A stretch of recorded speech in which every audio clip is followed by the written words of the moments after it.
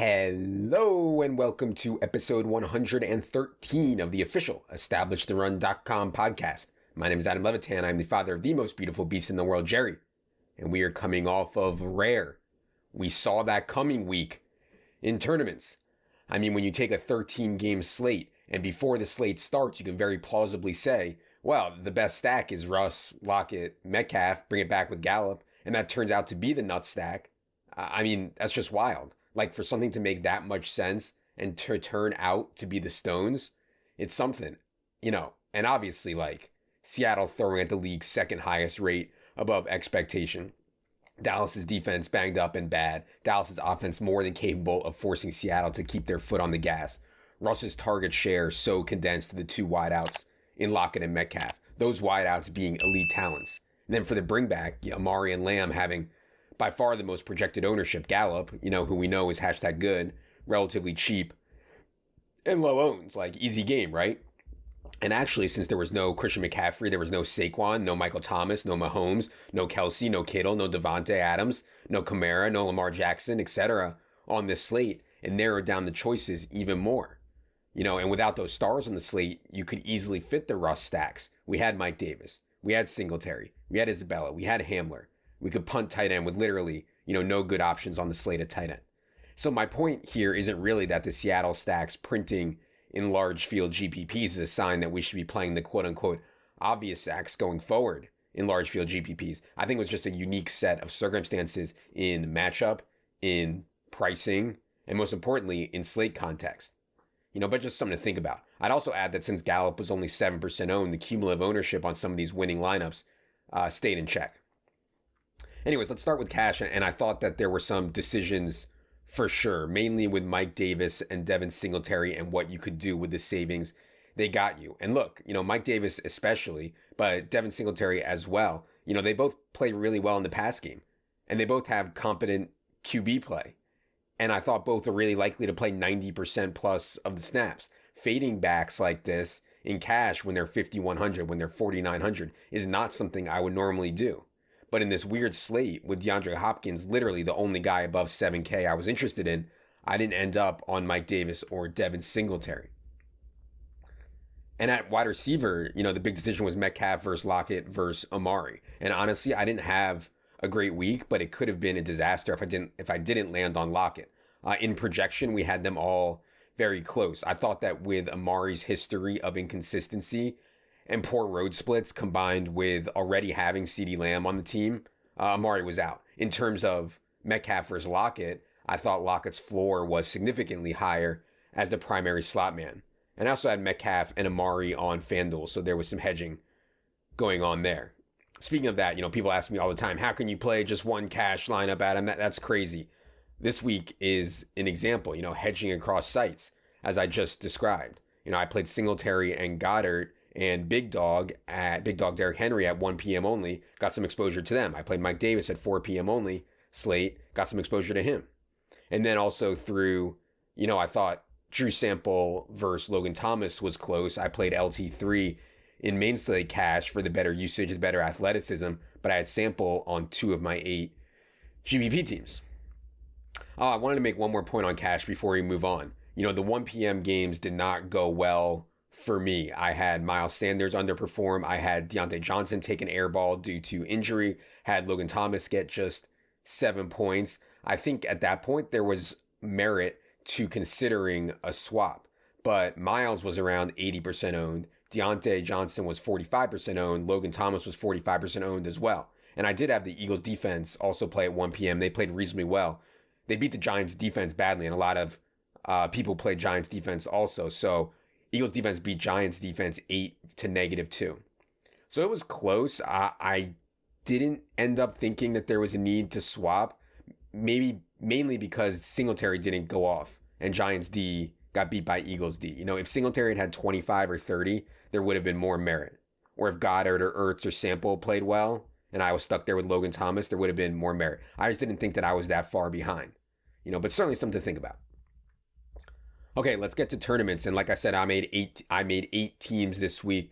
Best one was, of course, a version of what I already talked about. Russ, Metcalf, Lockett, Amari, no Gallup because I'm a sick fish. Mike Davis, Devin Singletary, Kenyon Drake, Sample, and Brown's defense. I really wanted to get to the expensive defenses in tournaments in week 3. Tampa, Cleveland, Pittsburgh, Indy, all 4 in great spots. And expensive defenses are almost always under-owned. For example, in this, $100 SPY I was in, the Browns were 2.4% owned, with Thorne's number 2 offensive line, defensive line mismatch at home against Dwayne Haskins. 2.4%. That's crazy. I also want to note on GPPs Mike Davis's ownership of 5.3%. And that's just wild for someone with his pass catching ability, his projected role. But I knew that his ownership would get squeezed down once Devin Singletary came open on the Zach Moss news. And so many people on Drake and JT and Miles, including myself. So that was good on Mike Davis. What was bad about this lineup was cumulative ownership, up at 145.5%. I think that's okay. I'd never want to go above 150. 145 is pushing it, but Gallup over Amari and then up at tight end from Sample, in hindsight, would have been better. One thing I wanted to mention about the way the Colts game went and Jonathan Taylor. I know that in a vacuum, running back and defense in the same lineup, running back and defense from the same team in the same lineup correlates well. Nothing massive, but it's a positive correlation. But for large field tournaments, I'm really starting to think that's not the case. I know Dink has touched on this as well. We need our defense to go nuclear, to score a defensive touchdown or 2. When that happens, the plays run and time of possession for the running back are just in serious jeopardy. So we saw it Sunday, the biggest mismatch of we've ever seen. The Jets are just so overwhelmed by the Colts everywhere. Jets run 60 plays and Colts run just 56. It's brutal. And how does that happen? Well, 2 defensive touchdowns is exactly how it happens. So there was just no way that JT and Colts D together could get to the top in that setup. And I'm not talking about cashing or anything. I'm not talking about positive correlation. Yes, it has positive correlation. Yes, you can obviously cash. I'm talking about outright winning. Okay, the last thing I want to talk about before we move on to listener questions. I have gotten a few questions about why I don't talk about FanDuel as much, why we don't cover FanDuel Showdown, aka one game slates as much. So there are a few reasons. First of all, Sunday was an example of absolutely egregious pricing by FanDuel. Beyond egregious. It was a literal stone pick'em. Salaries didn't even matter. You could get whoever you wanted. Dallas Goedert, arguably the best tight end on the slate, was $5,200, barely over minimum. They barely adjusted Jonathan Taylor's salary, left him at $6,700. DK Metcalf, $6,500. Amari, $7K. Lockett, $6,800. When adjusted for FanDuel's salary cap, these prices are just beyond absurd. So the bottom line is quite simply that there isn't a lot to talk about on FanDuel, right? There just aren't a lot of decisions to make when going for the optimal.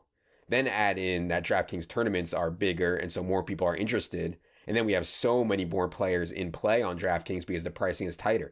For example, KJ Hamler wasn't even a remote thought on FanDuel because you could get, Darius Slayton for hardly any more, or DK Metcalf for not that much more. But on DraftKings, Hamler was in play for cash. So I will say this, some people think soft pricing is better for casuals, but it's really not. The more efficient the pricing is, the fewer mistakes that casuals can make. So yes, on FanDuel, you can get some incredibly soft action because people can really blow it. Not playing Goddard at $5,200 on Sunday or passing on Metcalf at $6,500 or Jonathan Taylor at $6,700. If you did that, people hang themselves a lot harder on FanDuel. So as someone who's talked, just last week and talked a lot over the years about the whole concept of prove it. And I do get that. But the discussion just isn't that interesting. Our projections and top plays are going to reflect these just wild no-brainers on FanDuel. And yeah, as for Showdown. So the problem with FanDuel Showdown is they only use 5 players instead of 6. And the captain spot is not 1.5x salary like on DraftKings. So you need to have the top scoring player and captain in order to win. There's not a lot of thought where last night some people played, I don't know, Justin Tucker or Harrison Butker or, Nick Boyle in captain on DraftKings because there's theory with it. The game is just so absurd on FanDuel. We're not even sure that it's beatable. Much smarter people than me have done the math on FanDuel's Showdown game and aren't sure that it's beatable. Anyway, I don't want to go off on too much of a tangent here because, again, I do think there's good action on FanDuel if you can get in good games, which isn't always easy, but if you can get in good games on FanDuel, there's some really good action. And I know people will say, hey, Adam is just biased towards DraftKings. He was part of the DK Pro program for 5 years. And yeah, man, I get it. And I'm typically on team game selection and team prove it over team bitch about the pricing or really team bitch about anything. But yeah, just trying to answer the question and some things to consider. Okay, enough is enough. Let's get to everyone's favorite portion of the program, the listener questions. Producer Luke, hit the theme music.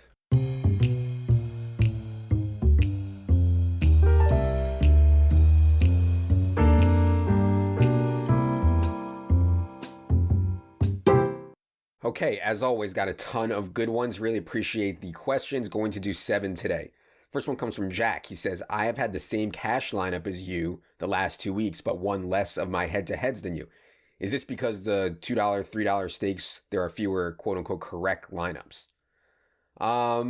I don't think that's the right way to think about it. A couple people sent me a question or some version of this, and I've answered this before, but this was on the Edge feed, so I'll go ahead and answer again here. I think there are a few reasons why my head-to-head win rates would be better than someone else's with the same score.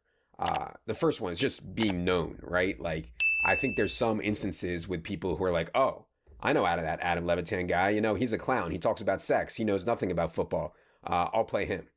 And so I get better action than other people for sure. They just want to play me.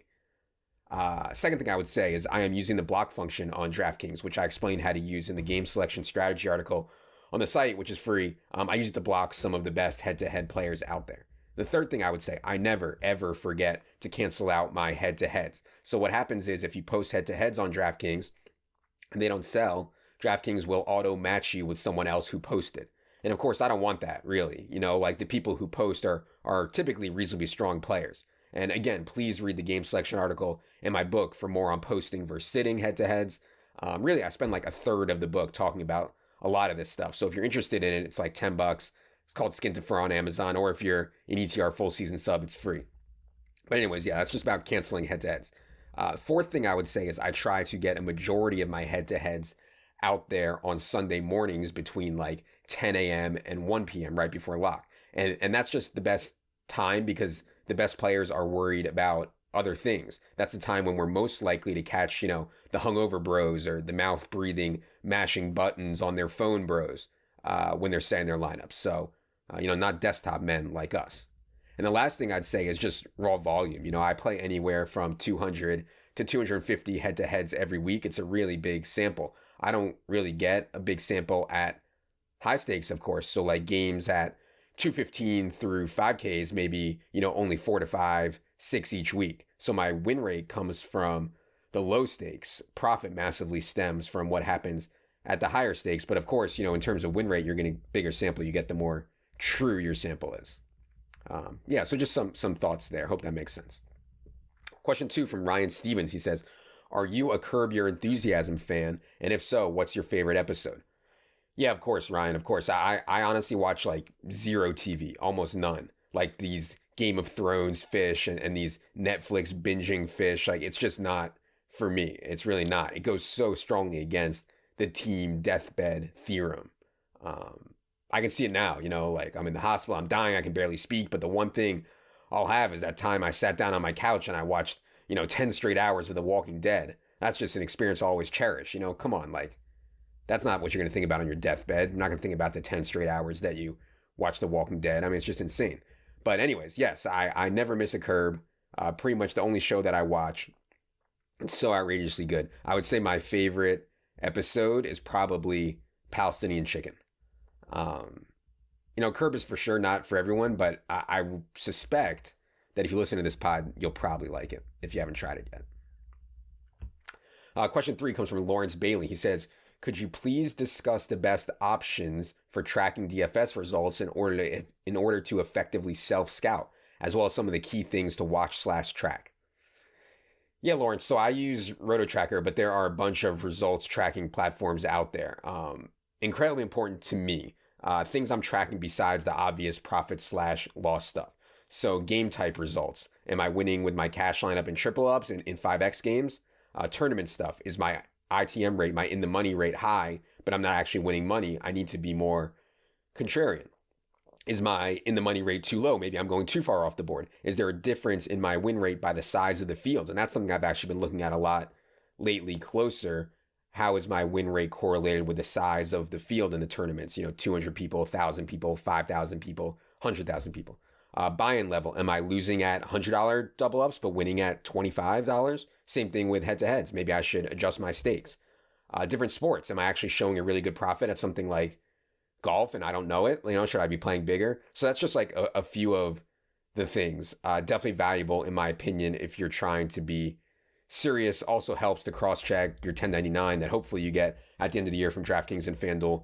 Compare your tracking software numbers versus what they send you just to be sure that it's right. Question 4 from Jada Chris says, Adam, I love my girlfriend, but I'm tight on cash. One of my super horny buds is looking to buy a package of feet pics from her. What do I charge for a bundle of 10 pics? So normally I'd say that selling off pics of your girlfriend for profit is a huge no-no, right? Like we can find other ways to earn. But this feet thing, man, I don't get it. I mean, I'm a sick pup for sure, so I don't judge. But the feet thing is just weird. I don't know. That said, I know a lot of dudes are into it, like Rex Ryan famously. So I mean, if it's just the foot, I'm not even sure anyone else could tell that it's her.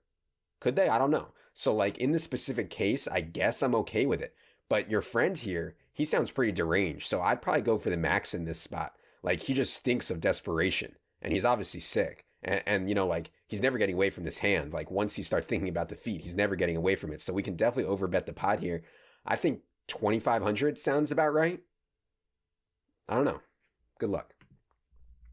Question 5 from Dave Holmes. He says, you love Andy Isabella with an irrational amount of passion. Among obscure players, who is your favorite, biggest fantasy crush of all time?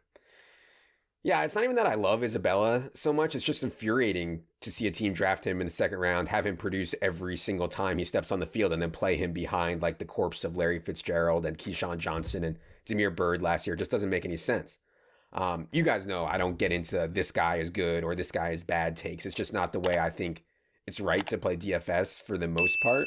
So when I get a quote unquote crush on a guy, it's really just a joke, usually from preseason or Penn State, back in the old days of preseason DFS, Raheem Mostert, team preseason, Aldrick Robinson. Those would probably be my two favorites, Lord Aldrick Robinson. And then the Penn State guys, Godwin and Gesicki and Hamler and Saquon and Miles, Trace McSorley in preseason. I feel some connection to them. Like in theory, we both chose the same school. It's not like the professional athletes who are just going there for work. They get drafted. They have no say in it. Like the college guys actually chose. They wanted to go to Penn State also. So yeah, I don't know. It's fun to root for certain obscure guys though. Like it's no fun to root for Michael Thomas and, DeAndre Hopkins. Like that's not that fun. Everybody roots for those guys.